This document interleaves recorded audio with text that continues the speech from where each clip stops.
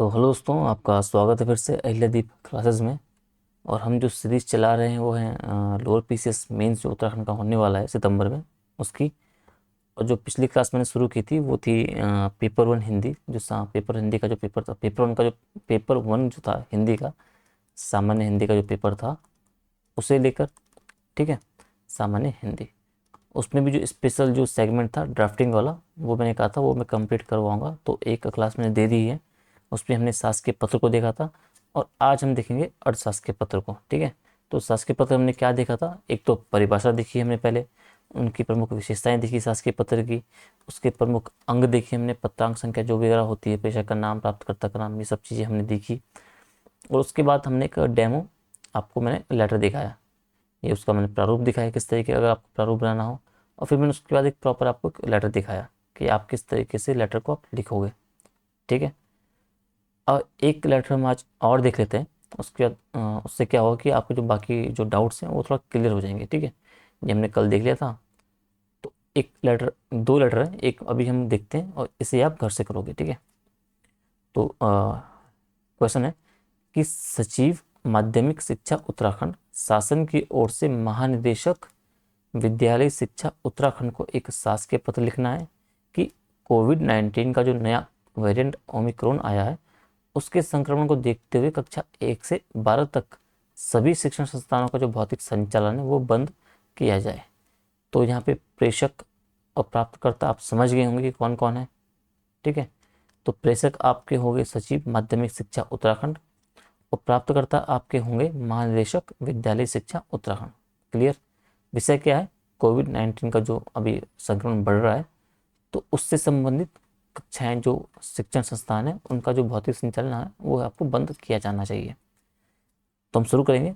सबसे ऊपर हम डालेंगे शासकीय पत्र, राइट साइड में हम क्या लिखेंगे, पत्रांक संख्या, विवरण चिन्ह डालेंगे। पत्रांक पत्र संख्या, पत्रांक संख्या आप कुछ भी डाल दो, 410 510 जो आपको डालना हो, स्लैश मारने के बाद। अब ये है शॉर्ट फॉर्म किसकी, प्रेषक की।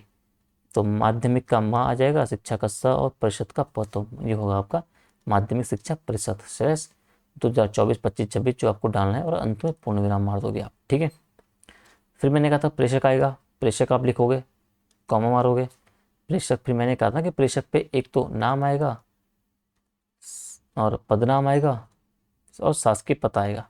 तो नाम हमने डाल दिया है क ख ग। ठीक है, पदनाम है इनका सचिव है ये, तो सचिव आएगा यहाँ पे। अब शासकीय पता क्या है, माध्यमिक शिक्षा परिषद, माध्यमिक शिक्षा परिषद, और इसका मुख्यालय कहाँ है, उत्तराखंड शासन। और यहाँ पे आप पूर्ण विराम मार दोगे। ठीक है, फिर मैंने कहा था कि प्राप्तकर्ता, तो प्राप्तकर्ता में आपको नाम का उल्लेख नहीं करना है, सिर्फ पदनाम और शासकीय पता। तो सेवा में कॉमा महानिदेशक विद्यालय शिक्षा परिषद उत्तराखंड, इनका कार्यालय कहाँ है, देहरादून, और पूर्ण विराम। यहाँ तक क्लियर है। फिर मैंने कहा था कि विभाग अनुभाग आएगा, तो विभाग है आपका माध्यम शिक्षा विभाग, माध्यमिक शिक्षा विभाग तो आपका हो गया, और अनुभाग आप यहाँ पे डाल दोगे 03 वगैरह। ठीक है, 03 04 जो आपको डालना हो। फिर मैंने कहा था ठीक इसके सामने आप दिनांक डालोगे, दिनांक डालने के बाद आप विवरण चिन्ह डालोगे। फिर मैंने कहा था कि पहले स्थान आएगा, भले आपने यहाँ पे दिनांक लिखी हो लेकिन पहले स्थान आएगा, फिर कॉमा आएगा, और फिर तारीख आएगी, और फिर एंड में पूर्ण विराम आएगा। ठीक है, क्लियर है। अब आपको विषय का उल्लेख करना है, तो विषय विवरण चिन्ह, उसके बाद आपको लिखना है कि कोविड-19 का जो नया वेरिएंट है, अपनी भाषा में लिखिएगा। ठीक है, जो आपको सही लगे, बस उचित होनी चाहिए कि कोविड-19 का जो नया वेरिएंट है ओमिक्रॉन के संक्रमण के दृष्टिगत शिक्षण संस्थानों के भौतिक रूप से संचालन के संबंध में, और पूर्ण विराम आपने मार दिया। ठीक है, और इसको कर दिया आपने अंडरलाइन। ठीक है, अब फिर अगला पार्ट शुरू होगा। अगला पार्ट क्या है, महोदय। ठीक है, तो अगला पार्ट शुरू किया, आपने लिखा महोदय कॉमा। अब जिस बात की चर्चा यहाँ पे की जा रही है ना, तो पहले मैं आपको समझा देता हूँ। ठीक है, फिर आप समझ पाओगे। तो यहाँ पे आप लिखोगे कि उपयुक्त विषयक, उपयुक्त विषयक ये। ठीक है, शासन के पत्र संख्या 310, कार्मिक विभाग 2024, दिनांक 10 अक्टूबर 2024-25, दिनांक कुछ भी डाल दो आप, का संदर्भ ग्रहण करने का कष्ट करें। समझ गए, जिसमें मुख्य सचिव उत्तराखंड शासन के द्वारा कोविड-19 के नए वेरिएंट ओमिक्रॉन के संक्रमण के दृष्टिगत राज्य के अंतर्गत संचालित कक्षा 1 से 12 तक के सभी शिक्षण संस्थानों, चाहे ब्रैकेट में शासकीय, अशासकीय और निजी शिक्षण संस्थान, सभी इसमें शामिल होंगे, को दिनांक अमुक से अमुक तक संचालन हेतु बंद किए जाने के निर्देश दिए थे। अब इस बात की चर्चा तो इस लेटर में, इस क्वेश्चन में है नहीं, तो होगा ये कि जब ये बीमारी वगैरह फैल रही होगी ना, जब ये महामारी फैल रही थी, तो पहले भी 1-2 लेटर जारी हुए होंगे शासन के द्वारा, ठीक है। उसमें प्रॉपर तरीके से बताया होगा कि जो स्कूलों का संचालन किस तरीके से होना है, कब नहीं होना है, इन सब बारों में निर्देश दिए होंगे, कब बंद रहेंगे, इन सब बारों में, ठीक है। तो आपको उस लेटर के यहाँ पे संदर्भ देना है, तो आपने संदर्भ दे दिया। अब आपको बोलना है टू, नंबरिंग पहले होगी नहीं, सेकंड से आप पैराग्राफ से नंबरिंग करोगे, स्पेस सीधा इसी के नीचे उक्त के क्रम में, यानी इस लेटर के क्रम में ये, ठीक है, उक्त के क्रम में मुझे यह कहने का निर्देश हुआ है कि ओमिक्रॉन के बढ़ते हुए संक्रमण के दृष्टिगत राज्य के अंतर्गत संचालित कक्षा 1 से 12 तक के सभी शिक्षण संस्थानों, चाहे वो ब्रैकेट में आप शासकीय लिखोगे, अशासकीय हो या निजी संस्थानों ब्रैकेट बंद, का भौतिक रूप से संचालन अमुक तारीख से और अमुक तारीख तक बंद रहेगा, ठीक है। अब ये तो हो गया भाई जो विषय था। अब आप ये तो नहीं चाहोगे कि जब स्कूल वगैरह सब शिक्षण संस्थान सब बंद रहेंगे तो बच्चों की पढ़ाई पे कुछ नकारात्मक प्रभाव पड़े, तो उसका आपको बैकअप रखना है। तो फिर आप क्या ऐड करोगे कि हालांकि इसका विद्यार्थियों की शिक्षा पर कोई विपरीत प्रभाव ना पड़े, इसीलिए प्रत्येक विद्यालय स्तर पर ऑनलाइन कक्षाएं संचालित करवाने की व्यवस्था को सुनिश्चित किया जाए या करें, और पूर्ण विराम। समझ गए। अब तीसरा पैरा आप बना सकते हो या चाहे तो नहीं भी बना सकते हो, ठीक है। तो दो तो आपको बनाने ही प्रमुख है। तीसरा क्या बना सकते हो कि इस संबंध में कोविड-19 के दृष्टिगत पूर्व में जो विद्यालयों के संचालन हेतु शासनादेश संख्या डैश डैश डैश अमुक दिनांक अमुक द्वारा निर्गत नियमों का अनुपालन सुनिश्चित किया जाए। अब जाहिर सी बात है जब ये बीमारी वगैरह फैल रही होगी ना, तो उस टाइम पे शासन द्वारा, राज्य मतलब सरकार द्वारा कुछ आदेश जारी किए होंगे कि इस बीमारी या महामारी के दौरान आम नागरिकों को, शिक्षकों को, बच्चों को, जनता को, पब्लिक को किस तरीके से रिएक्ट करना है, क्या चीज़ें करनी है, क्या चीज़ें नहीं करनी है, किन नियमों का पालन करना है, वो सब उन्होंने पहले से निकाला होगा। तो आपने उसका भी उल्लेख यहाँ पे कर दिया कि पहले जो एक नियम कानून वगैरह बने थे इस महामारी को लेके सरकार के द्वारा या शासन देश के द्वारा, ये पत्र का आपने उल्लेख कर दिया है, तो उनका भी अनुपालन आपको सुनिश्चित किया जाना आवश्यक आपको करना है, ठीक है। तो यहाँ तक आपका खत्म हो गया। तो ये चीज़ आप ना भी बनाओगे तो उतना इम्पोर्टेंट नहीं है, लेकिन जो इम्पोर्टेंट क्या है, इम्पोर्टेंट है जो पत्र के जो अंग है प्रमुख, वो आपको पूरे पूरे लिखने किसी भी हालत में, और जो व्याकरण शुद्धि है वो पूरी होनी चाहिए। अगर आपका ये है तो आपके मार्क्स बहुत ही कम कटने के चांस रहते हैं। अंग कौन कौन से, पत्रांक संख्या हो गया, प्रेषक हो गया, नाम पद नाम शासकीय पदा, प्राप्तकर्ता हो गया, विभाग अनुभाग दिनांक स्थान, ये सब विषय। व्याकरण शुद्धि कौन सी, कॉमा, पूर्ण विराम, चंद्र बिंदु, बड़ी मात्रा, छोटी मात्रा, इन सब का आपको विशेष ध्यान रखना होता है, ठीक है। तो अगर आप इसमें संलग्नक कुछ लगाना चाहते हैं तो आप लिखोगे संलग्नक, विवरण चिन्ह, यथोपरि, पूर्ण विराम, फिर बहुधी लिखने के बाद हस्ताक्षर, क ख ग और सचिव और पूर्ण विराम, ठीक है। ये सचिव हैं, हस्ताक्षर जिन्होंने ये लेटर भेजा है, ठीक है। अब आपका काम क्या है, इस लेटर की प्रतिलिपि जगह जगह भेजनी है, क्योंकि छोटा टॉपिक तो है ना, छोटा विषय नहीं है, पूरे राज्य से संबंधित है, महामारी से संबंधित है, तो इससे सभी जिले और सभी लोग प्रभावित होंगे। तब इसकी प्रतिलिपि हम किन्हें किन्हें भेज सकते हैं। तो पहले हम डालेंगे वही संख्या, विवरण चिन्ह, नंबरिंग करेंगे 1/ ऊपर हम लेटर का डालेंगे 410 माध्यमिक शिक्षा परिषद विद्यालय 2024-25 और तद दिनांक और पूर्ण विराम, इसे कर लेंगे आप अंडरलाइन, ठीक है। फिर आपको लिखना है कि प्रतिलिपि निम्नलिखित को सूचना तथा आवश्यक कार्यवाही हेतु प्रेषित और विवरण चिन्ह, ठीक है। स्पेस छोड़ के नंबरिंग आप कर देंगे इधर। नंबर 1 सबसे पहले जाएगा जो, और ये याद रखिएगा, प्रतिलिपि आप जब भी भेजोगे ना तो आपको पदों का सोपान क्रम पता होना चाहिए कि सबसे ऊंचा पद कौन सा है, फिर किसका है, फिर किसका है, फिर किसका है और अंत में किसका है। तो ये बहुत इंपॉर्टेंट है। अब ऐसा है ना कि आप जिलाधिकारी को ऊपर कर दो और मुख्यमंत्री या राज्यपाल को नीचे कर दो, तो आपको एक सोपान क्रम, पदों का सोपान क्रम पता होना चाहिए भली भांति। ठीक है, तो सबसे पहले हम जो प्रतिलिपि भेजेंगे सचिव जी को भेजेंगे, किनके, माननीय राज्यपाल उत्तराखंड, पूर्ण विराम। अगली प्रतिलिपि भी हम भेजेंगे निजी सचिव, कौन, जो मुख्यमंत्री जी के हैं उत्तराखंड, पूर्ण विराम, क्योंकि उन्हें भी जानकारी होनी चाहिए इस विषय के संबंधित। ठीक है, थोड़ा सा 1 मिनट पानी पी लेता हूँ। ठीक है, तो मुख्यमंत्री जी को भेज दी। फिर अगली प्रतिलिपि हम भेजेंगे निजी सचिव, किन्हें, माननीय मंत्री हैं जो विद्यालय शिक्षा, शिक्षा विभाग के जो मंत्री हैं, जिनके अंडर में शिक्षा विभाग है, शिक्षा मंत्री जो हो गए, उनके सचिव को हम भेजेंगे। अगली प्रतिलिपि हम भेजेंगे सचिव चिकित्सा एवं स्वास्थ्य परिवार कल्याण विभाग उत्तराखंड शासन, क्योंकि एक महामारी का विषय स्वास्थ्य विभाग से संबंधित है, तो एक प्रतिलिपि हम इन्हें भेजेंगे, क्योंकि ये भी व्यवस्था अपनी व्यवस्था करेंगे ना उस स्तर पे, विद्यालय स्तर पे हो चाहे अलग उस स्तरों पे हो। अगली प्रतिलिपि हम भेज सकते हैं निदेशक माध्यमिक और प्रारंभिक शिक्षा उत्तराखंड देहरादून। ठीक है, यहाँ तो भेजना ही, शिक्षा विभाग में तो आपको सभी को भेजना है। इसके अलावा समस्त जिलाधिकारी उत्तराखंड, तो आप सभी जिलाधिकारियों को भेजोगे कि पूरे जिले की कमान तो उन्हीं के कंधों पे है।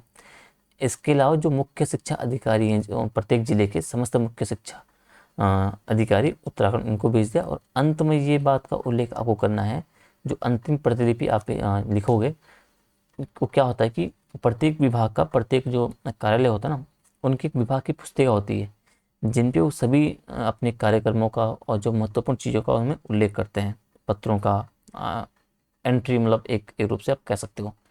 तो जब आप सभी जगह प्रतिलिपि भेज दोगे तो अंत में आप लिखोगे विभागीय पुस्तिका। ठीक है, पूर्ण विराम, और फिर कोने में आप आज्ञा से नाम और पद लिख दोगे, पद नाम लिख दोगे, पूर्ण विराम, और आपका लेटर यहाँ पे समाप्त हो जाएगा।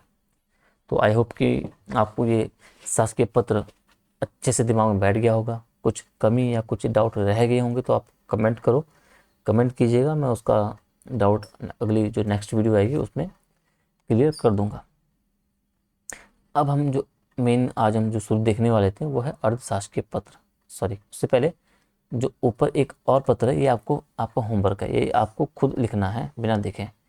क्वेश्चन क्या है कि सचिव उच्च शिक्षा उत्तराखंड की ओर से महानिदेशक उच्च शिक्षा उत्तराखंड को आगामी जो छात्र संघ चुनाव है ना, उन्हें समय पूर्व सभी उच्च शिक्षण संस्थानों में करवाने हेतु शासकीय पत्र लिखो।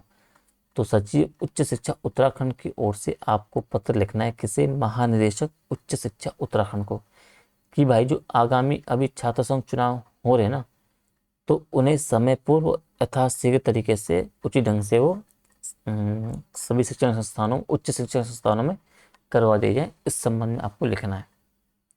तो आप लिख के बताइएगा, होमवर्क वगैरह आपका होमवर्क है। ठीक है, तो अगला हम जो आज हमारा कंसर्न है वो है अर्थशास्त्रीय पत्र, तो वो हम देख लेते हैं। अर्थशास्त्रीय पत्र आपका यहाँ से हम शुरू करते हैं, माउस। तो अर्थशास्त्र के पत्र है क्या, तो क्या होता है, जब एक कार्यालय के ना, एक कार्यालय के किसी अधिकारी द्वारा दूसरे कार्यालय के किसी अधिकारी को व्यक्तिगत रूप से, ये ध्यान रखना बस, व्यक्तिगत रूप से सरकारी कार्यों हेतु विशेष ध्यान आकर्षित करने के लिए पत्र लिखा जाता है, तो उसे अर्धशासकीय पत्र कहते हैं। शासकीय में क्या था, वो औपचारिक था, फॉर्मल था, लेकिन ये अर्थशास्त्रीय व्यक्तिगत रूप से है। ठीक है, यहाँ पे एक अधिकारी जो दूसरे अधिकारी को व्यक्तिगत रूप से भेजता है, और कब भेजता है कि वह जब पत्र जो विषय है बहुत महत्वपूर्ण का है, शीघ्र अतिशीघ्र उस पर कार्रवाई होनी चाहिए उस संबंध में। ठीक है, तो अभी हम स्थिति देख लेते हैं कि किन किन परिस्थितियों में जो ये अर्धशासकीय पत्र है वो भेजा जाता है। पहला, किसी विषय पर संबंधित अधिकारी का ध्यान व्यक्तिगत स्तर पर आकर्षित करना है आपको।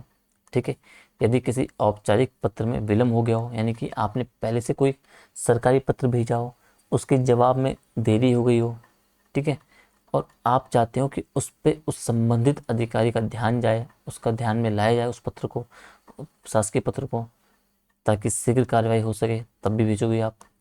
इसके अलावा जो प्रमुख व्यक्तियों, प्रमुख जनप्रतिनिधियों तथा प्रमुख गैर सरकारी व्यक्तियों से अगर पत्राचार करना है उसके लिए भी अर्धशासकीय पत्र भेजा जाता है, शासकीय पत्र कभी नहीं भेजा जाता है। ठीक है। इसके लिए होता है कि गोपनीय मामलों में जिन्हें केवल कुछ अधिकारियों तक सीमित रखना है को भेजा जाता है। अब शासकीय पत्र तो भेज दिया, तो शासकीय पत्र में होता है कि जिस कार्यालय में वो गया ना, तो जिसके नाम से गया वो जरूरी नहीं कि वही उसे खोले। वहाँ का जो लिपिक वगैरह होगा, जो थर्ड या फोर्थ तृतीय ग्रुप सी तक के जो अधिकारी वगैरह होंगे, वहाँ पे जो कर्मचारी होंगे, वो भी लेटर, जो लिपिक वगैरह होते हैं वो लेटर, उस लेटर को खोलते हैं। लेकिन अर्थशास्त्र के पत्र क्या होता है, वो गोपनीय मामलों के पत्र होते हैं। तो गोपनीय मामलों में इन्हें केवल कुछ अधिकारियों तक अगर सीमित रखना है तो उस स्थिति में इसे भेजा जाता है। ठीक है। अब विशेषताएं हम इसकी देख लेते हैं। तो अर्थशास्त्र के पत्र क्या होता है कि सदैव उत्तम पुरुष शैली में लिखे जाएंगे। ठीक है। यह पत्र हमेशा अपने समकक्ष अधिकारी को ही भेजे जाते हैं। अपने से श्रेष्ठ अधिकारी को अर्थशास्त्र के पत्र नहीं भेज सकते। तो जो अधिकारी आपका समकक्ष का है उसी अधिकारी को ही ये पत्र अर्थशास्त्र के पत्र भेजे जाएंगे। जो आपके जो सीनियर है उन्हें सिर्फ शासकीय पत्र ही भेजा जाएगा। अगला है अर्ध शासकीय पत्रों की जो प्रवृत्ति होती है ना, वो नितांत आत्मीय होती है। ठीक है। इसलिए अभिवादन शब्द के रूप में प्रिय महोदय, आगे हमने क्या देखा महोदय, लेकिन यहाँ क्या प्रिय महोदय, मेरे प्रिय महोदय या प्रिय श्री आदि का उल्लेख करते हैं, क्योंकि पत्र के आत्मीयता, क्योंकि एक तो जो अधिकारी है उस समकक्ष अधिकारी है, व्यक्तिगत तौर पर उन्हें भेज रहे हैं, तो ताकि एक अटैचमेंट, जो आत्मीयता का जो फील आए, ताकि लेटर पर उस विषय पर जल्द से जल्द कार्यवाही हो सके, क्योंकि ये नितांत आत्मीयता के होते हैं लेटर। इसलिए इन शब्दों का यहाँ पे जो अभिवादन शब्द है इनका उपयोग किया जाता है कि प्रिय महोदय, मेरे प्रिय महोदय, प्रिय श्री आदि का उपयोग किया जाता है। ठीक है। चौथा, तो अर्थशास्त्र के पत्र जो है किसी अधिकारी विशेष के नाम से भेजा जाता है। ठीक है। तो ये किसी अधिकारी विशेष के नाम से भेजा गया। तो शासकीय पत्र तो लिपिक खोलता था, लेकिन यहाँ ऐसा होगा जब अधिकारी विशेष के नाम से भेजा जाएगा तो यह कार्यालय के मुख्य लिपिक या अधीक्षक या किसी कर्मी के द्वारा नहीं खोला जाएगा, बल्कि जिस अधिकारी के नाम पे भेजा गया है, जिसको भेजा गया, सिर्फ वही इस पत्र को खोलेगा, क्योंकि ये गोपनीय प्रवृत्ति के पत्र होते हैं। ये आपको 4 पॉइंट आपको याद रखने हैं। अब इसके प्रमुख अंग हम देख लेते हैं कि अर्थशास्त्र के पत्र के प्रमुख अंग क्या होते हैं। तो सबसे पहले भाई अर्थशास्त्र की पत्र संख्या, जो वहाँ पे पत्रांक संख्या था ना, तो यहाँ पे आएगा अर्थशास्त्र के पत्र संख्या। तो सर्वप्रथम ये आलेख है। ठीक है। इसे आलेख में बताना भूल गया था कि जो A4 शीट के अंदर जो होता है ना आपका, जो एक लाइन के अंदर से आलेख बोलते हैं। तो आलेख के दाईं ओर सबसे ऊपर अर्थशास्त्र के पत्र संख्या लिखा जाता है। उसके ठीक नीचे कार्यालय अथवा विभाग का नाम, उसके ठीक नीचे अनुभाग तथा विभाग अनुभाग, और उसके ठीक नीचे आपका आएगा दिनांक और स्थान का उल्लेख किया जाएगा। शासकीय पत्र में क्या था, यहाँ पे पत्रांक संख्या था, प्रेषक का नाम था, प्रेषक नाम, पदनाम, शासकीय पता, प्राप्तकर्ता, पदनाम, शासकीय पता, विभाग, अनुभाग, दिनांक, दिनांक के बाद स्थान और फिर दिनांक, इस तरीके से। लेकिन अर्थशास्त्र में पूरा थोड़ा पैटर्न बदल जाएगा। पैटर्न क्या बदलेगा, सबसे ऊपर आप लिखोगे अर्थशास्त्र पत्र संख्या, विवरण चिन्ह, पत्र संख्या डाल दो कुछ भी, 312 XYZ, अंत में पूर्ण विराम अवश्य लगाना है। अर्थशास्त्र के पत्र के ठीक नीचे आप प्रेषक जो इस लेटर को भेज रहा है, तो उसका विभाग और कार्यालय का उल्लेख यहीं पे ही हो जाएगा। अब उसका अनुभाग क्या है वो आप यहाँ पे उल्लेख करोगे अनुभाग का। ठीक है। उस विभाग तो आपने ऊपर लिख दिया, अब अनुभाग का उल्लेख आप नीचे करोगे और ठीक उसके आगे आप मार दोगे विवरण चिन्ह, और ठीक उसके नीचे आप आएगा फिर दिनांक आएगी पहले, और फिर स्थान आएगा जहाँ प्रेषक का कार्यालय है, जहाँ से लेटर भेजा जा रहा है, और फिर पूर्ण विराम आ जाएगा। ठीक है। अब जहाँ से ये प्रेषक का विभाग कार्यालय है ना, ठीक उसके विपरीत सामने प्रेषक का नाम आएगा और प्रेषक का पदनाम आएगा, और एंड में पूर्ण विराम आएगा। समझ गए। तो प्रेषक का नाम और पदनाम इस साइड बाईं ओर, और जो प्रेषक का जो विभाग कार्यालय ठीक उसके सामने दाईं ओर आ जाएगा, उसके नीचे अनुभाग, फिर दिनांक और स्थान आ जाएगा। स्पेस मारने के बाद लिखोगे प्रिय महोदय। ठीक है। प्रिय महोदय, प्रिय श्री, मेरे प्रिय महोदय, कॉमा, मुझसे यह कहने की अपेक्षा की गई है कि, तो जो अभिवादन जो ये होगा ना सब, आप ये लाइन डालोगे। ठीक है। फिर जैसे मैंने आप पहले हमने किया था कि आप पैरा बनाओगे, पैरा बना के पूर्ण विराम, नंबर 1 शुरू नहीं, नंबर 2 से शुरू होगा, स्पेस ठीक किसी के नीचे शुरू किया, पूर्ण विराम 3 ठीक किसी के नीचे शुरू किया, और आपने पूर्ण विराम मार दिया। ठीक है सर। अब यहाँ पे आप लिखोगे बहुधीय और बहुनिष्ठ, हस्ताक्षर आ जाएगा किसका, जो प्रेषक है, और उनका नाम आ जाएगा, और प्रेषक का पदनाम यहाँ पे नहीं आएगा। सिर्फ बहुधीय बहुनिष्ठ लिखने के बाद आप हस्ताक्षर करोगे, प्रेषक का नाम ब्रैकेट में आ जाएगा और पूर्ण विराम आ जाएगा। ठीक। दाईं ओर बिल्कुल नीचे प्राप्तकर्ता का नाम लिखोगे, आप पदनाम लिखोगे और शासकीय पता लिखोगे। प्राप्तकर्ता का नाम भी आएगा यहाँ पे, पदनाम भी आएगा, शासकीय पता भी आएगा, और एंड में पूर्ण विराम भी आएगा। ठीक है। अब बात है कि क्या इस पे ये भेजा जाएगा प्रतिलिपि, तो प्रतिलिपि नहीं भेजी जाएगी, क्योंकि ये उसमें है क्या, व्यक्तिगत तौर पर भेजे जा रहे हैं, गोपनीय स्तर के, गोपनीय प्रवृत्ति के हैं, तो यहाँ पे हम प्रतिलिपि नहीं भेजेंगे। ठीक है। अब थोड़ा आगे देख लेते हैं। ठीक है। 4 पॉइंट में देख लेते, हमने देख लेते हैं। 5वां पॉइंट नीचे थोड़ा बताना भूल गया था। तो 5वां भाग पॉइंट जो मुख्य भाग, जो मैं कह रहा था कि अर्थशास्त्र के पत्र के मुख्य भाग की शुरुआत निम्न वाक्यांशों से की जाएगी। तो ये 4-5 वाक्यांश हैं, इनसे ही अर्थशास्त्र के पत्र की जो मेन बॉडी होगी अंदर की, वो शुरू होगा, मुख्य भाग शुरू होगा।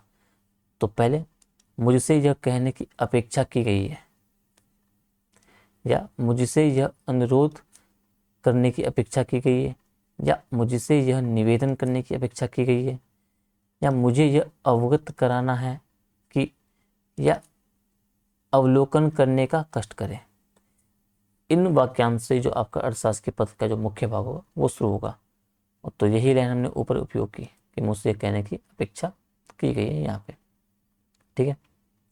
5वां क्या, 6वां औपचारिक समाप्ति में देखा कि आलेख के दाईं और मुख्य भाग के बाद भवदी या भवनिष्ठ का आप उपयोग करोगे शब्द का, और उसके बाद थोड़ा सा स्थान छोड़कर ब्रैकेट में प्रेषक का नाम लिखना, और किसी भी स्थिति में पदनाम का उल्लेख नहीं है।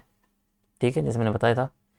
7वां क्या है कि प्राप्तकर्ता का नाम पदनाम, मैंने कहा था कि आलेख के बाईं ओर आपको लिखना है, सबसे अंत में प्राप्तकर्ता का नाम, उसके ठीक नीचे उसका पदनाम, और ठीक नीचे उसका शासकीय पता का उल्लेख किया जाएगा, और पूर्ण विराम, और आपका जो लेटर होगा अर्थशास्त्र लेटर, वो आपका समाप्त हो जाएगा। समझ गए। तो अगर पूछता है कि अर्थशास्त्र के पत्र का प्रारूप बनाओ, अगर सवाल में ये आएगा कि अर्थशास्त्र के पत्र से आप क्या समझते हो, तो ऊपर उसकी परिभाषा दे दी, और उसने पूछ लिया कि इसका एक प्रारूप बनाओ, सिर्फ प्रारूप। तो प्रारूप में सिर्फ ये जो स्ट्रक्चर है आपको ये बनाना है, कि बाकी कुछ नहीं। अर्थशास्त्र के पत्र डॉट डॉट, प्रेषक का नाम, पदनाम, प्रिय महोदय, एक अपेक्षा की गई 2-3 पैराग्राफ, बहुधीय बहुनिष्ठ, और प्राप्तकर्ता का नाम, इस तरीके से। लेकिन अगर प्रॉपर सवाल आ जाए तो सवाल किस तरीके से आएगा वो हम देख लेते हैं अब। तो सवाल इस तरीके से आ सकता है कि अबसा नाम है, ये पदनाम है, सचिव, अबसा सचिव, उत्तराखंड शासन की ओर से निदेशक समाज कल्याण विभाग उत्तराखंड देहरादून को गरीब वर्ग के बच्चों से संबंधित जो अनुदान राशि दी जाती है उसका 2023-24 का विवरण शासन को 31 अक्टूबर 2024 तक उपलब्ध कराने का जो विषय संबंधित जो है आपको अर्थशास्त्र के पत्र लिखना है। ठीक है। प्रेषक कौन है यहाँ पे, अबस्त सचिव है उत्तराखंड शासन की ओर से, प्राप्तकर्ता आपके निदेशक हैं समाज कल्याण विभाग उत्तराखंड में। विषय क्या है कि भाई जो 2023-24 का जो विवरण था, किस चीज़ का, गरीब वर्गों के जो बच्चों से संबंधित जो अनुदान राशि स्कॉलरशिप वगैरह से संबंधित था, तो उसका कंप्लीट विवरण आपको देना है उस साल का 23-24 का। कब तक देना है, 31 अक्टूबर 2024 तक का। ये आपका वो सवाल है। तो वही मैंने कहा था, अर्थशास्त्र के पत्र, विवरण संख्या, सॉरी विवरण चिन्ह, लेटर, आप अर्थशास्त्र अर्थशास्त्र के पत्र का संख्या डालोगे, आप कुछ भी डाल दोगे, 410 जो भी है। अब ये गृह विभाग के अंडर आएगा। ठीक है। स्लैश मारने के बाद साल और पूर्ण विराम आप मार दोगे। उत्तराखंड शासन, जैसे मैंने कहा था विभाग जो वो हो गया आपका, उसके नीचे मैंने कहा था विभाग अनुभाग गृह अनुभाग है उत्तराखंड शासन का भी, और 02 03 04 आप कुछ भी यहाँ पे डाल दोगे। फिर दिनांक देहरादून स्थान आएगा और फिर तारीख आएगी और पूर्ण विराम आएगा। ठीक है। ठीक सामने प्रेषक का नाम अबसा और सचिव और पूर्ण विराम, जैसे मैंने कहा था। उसके नीचे उसका उल्लेख करोगे आप किसका, कि प्रिय महोदय, अभिवादन जो वो शब्द है, कॉमा। अब है कि पुलिस कर्मियों के प्रशिक्षण हेतु, ठीक है, पुलिस कर्मियों के प्रशिक्षण हेतु, एक मिनट थोड़ा सा मिस्टेक हुई मेरे से, सॉरी, कष्ट के लिए थोड़ा खेद है, क्योंकि बीच का एक पेज मिसप्रिंट हो गया है जो इसका लेटर था। कोई नहीं, इसके नीचे एक अगला लेटर है अर्थशास्त्र के पत्र का, वो हम देख लेते हैं। ठीक है। तो इसे मैं नेक्स्ट वीडियो में ये करवा दूंगा, PDF में ऐड कर दूँ, क्योंकि वो जो ये लेटर में लिखा था उसका बीच का पेज जो शायद वो अलग से लिखा था, वो इसमें PDF में ऐड करना भूल गया मैं, तो अभी चलती क्लास में ऐड नहीं कर पाऊंगा, तो इस लेटर को हम आगे देख लेंगे। ठीक है। अभी हम इसे देखते हैं। सवाल ये है कि झंडा मेला देहरादून की समुचित व्यवस्था हेतु सचिव मसूरी देहरादून विकास प्राधिकरण उत्तराखंड शासन की ओर से जिलाधिकारी देहरादून को एक अर्थशास्त्रीय पत्र लिखो। प्रेषक कौन है यहाँ पे, सचिव है मसूरी, MDDA जो विकास प्राधिकरण है उत्तराखंड शासन की ओर से, और प्राप्तकर्ता जिलाधिकारी देहरादून है आपके। ठीक है। उनको एक अर्थशास्त्र के पत्र आपको लिखना है। विषय क्या है कि जो झंडा मेला भी होने वाला है देहरादून में, उनकी समुचित व्यवस्था संबंधित। तो इसमें कुछ करना नहीं है आपको, सीधा सा आप पेज लोगे, दाईं ओर अर्थशास्त्र के पत्र संख्या, विवरण चिन्ह,